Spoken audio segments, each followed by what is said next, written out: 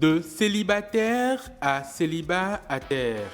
Petit jeu de mots pour un grand objectif, celui de permettre à des personnes célibataires de rencontrer à travers Facebook l'amour de leur vie dans ce mois de février dédié au love. C'est l'idée derrière le plan célibataire qui fait fureur depuis quelques jours sur la toile locale. Le concept est simple. Publier la photo, une fiche signalétique et le lien vers le profil d'un célibataire. Les personnes attirées par ce dernier sont ensuite libres de le contacter pour entamer des échanges, une rencontre et plus si affinité. Portée par la popularité de son initiatrice, l'influenceuse Ariel Heaven, le concept attire rapidement du monde et les annonces se multiplient, les unes aussi originales que les autres.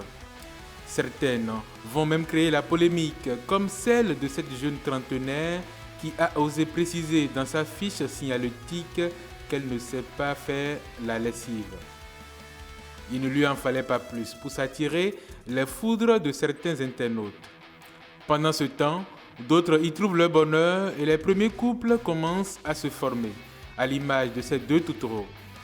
Ils se sont rencontrés dans le cadre du plan célibataire et ils posent déjà côte à côte pour Facebook, pourvu que l'idylle dure au-delà du réseau social où elle est née.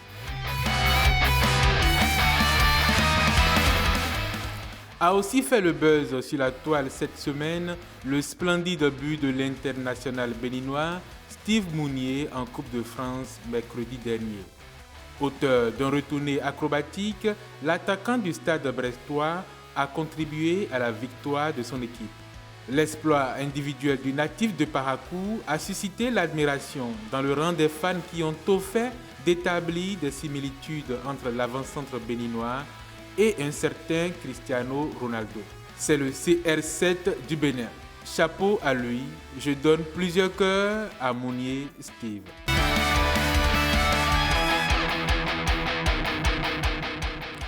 Enfin, aux États-Unis, le patron de Tesla continue de souffler le chaud et le froid sur les crypto-monnaies.